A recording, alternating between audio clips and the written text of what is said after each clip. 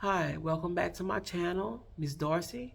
I'm here again, providing you with some tips for the classroom. Before I begin with the tips for today, I wanted to revisit the tips that I gave you on my last video.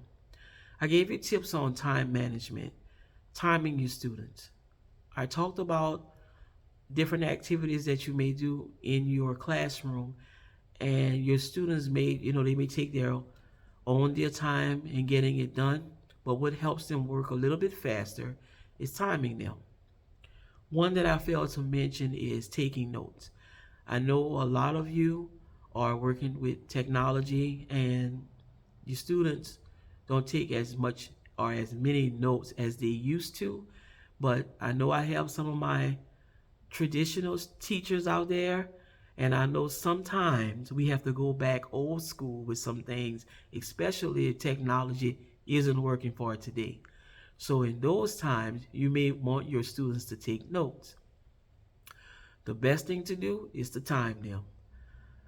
If your students aren't timed, they're going to feel like they have all class period to take notes. And we can't do that. So just to challenge them to work faster and to get it done quicker, you want to set your timer. Okay? How do I set my timer, or what's the amount of time do I set the timer for, Miss Darcy? Okay? This is where it's trial and error. You have to just think about how much time it takes you to take the notes, and it depends on the amount of notes they have to take. If it's going to take you a little bit, let's say, or maybe you want to write the notes, or how long did it take you to write the notes? Judge by that. And if it took you uh, 3 minutes to write the notes, it may take, well, not may, but it's going to take your students longer to write the notes. So judge by that. You can just set a time, 2 or 3 minutes. When the timer goes off, look around to see who's still working. If you have several students still working, that means then you need to give a little bit more time. If you only have one student still working, that tells you that that student writes a little bit slower. So you want to set a time that's in between that last student and the other students. So you be the judge on that. So timing, note taking.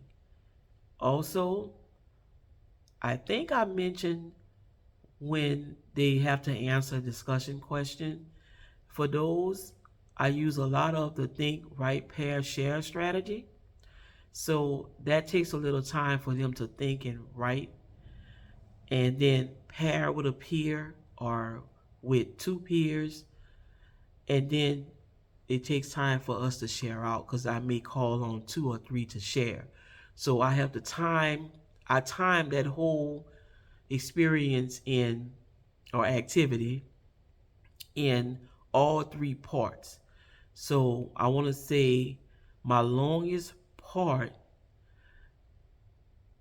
I think, is when they pair. So that would be the longest amount of time in that whole activity that I was giving them to. So I'm gonna just say about maybe 6 to 7 minutes. You know your students, so you know um, that, or what amount of time you give them. Some students a longer amount of time. They may take time to sit down and play. So you be the judge with your students on how much time you want to give them on answering a discussion question if you're using a strategy. So time, and that helps you keep up with pacing, and it also helps your students with become better with thinking and with their pacing, because students tend to work slow, and they get a little faster as they move up the grades. But I teach fifth grade. My students, they work slow, so I have to help them speed up, and that's my way of doing that by using a timer. All right, moving on to my tip for today, and it's connected to time management, organization. And how do I keep my class organized or my lesson organized? I use strategies. For example, one of the strategies like I just mentioned, think, write, pair, share, or think, jot, pair, share. Um, that's that's very helpful with helping students think critically, and then discussing with their peers, and then that gives you time to use like talking tools. I know in my math curriculum we have talking tools, and this helps students discuss, and they sound like little professionals when they discuss using the talking tools. So you may want to find I know we used to call it accountable talks. Now we have talking tools. That's also another strategy, and it's just stems to help them start off the discussion, start off their sentence, and they fill in the blanks. So that helps with them discussing with their peers.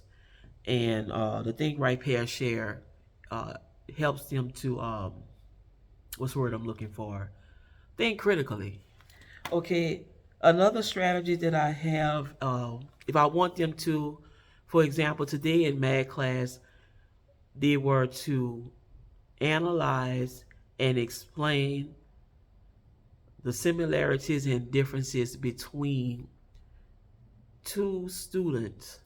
They had the same math problem, but they solved it using different methods. So after they analyze and explain the similarities and differences between those two students, they had to use the same one of those strategies to solve a word, not a word problem, but a math problem, a multiplication problem.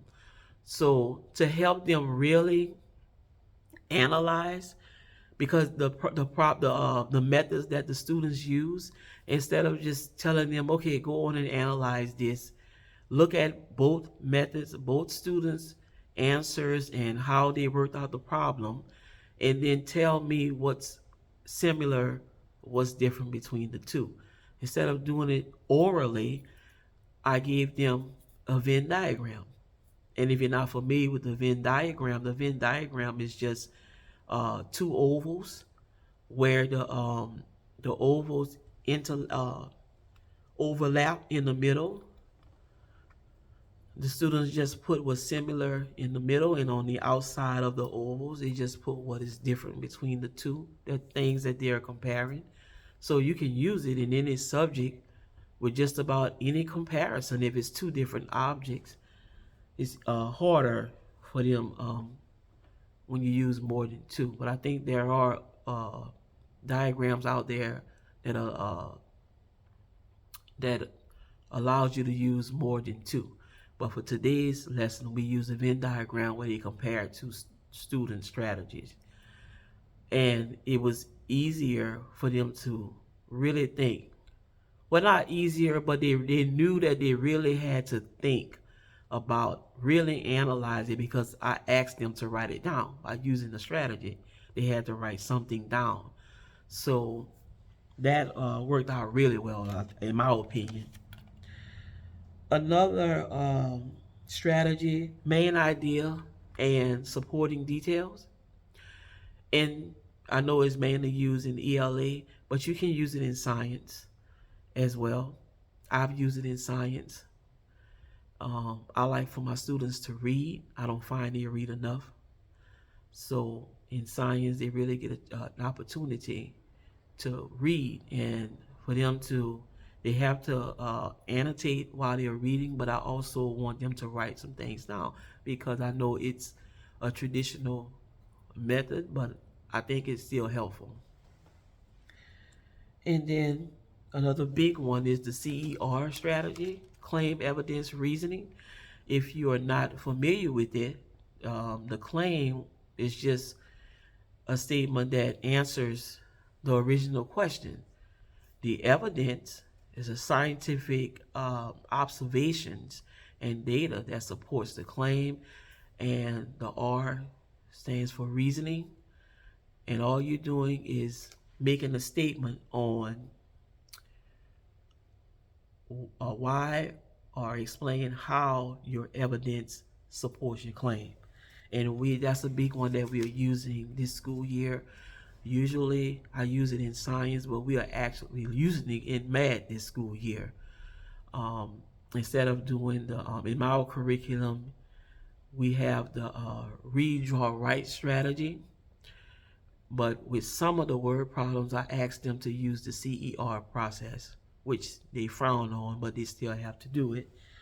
And once again, it's all just to make them think critically, which helps them for tests on a regular classroom test and also on state testing and in life in general, where they have to think and just instead of just coming up with something off the top of their head, they think about it first.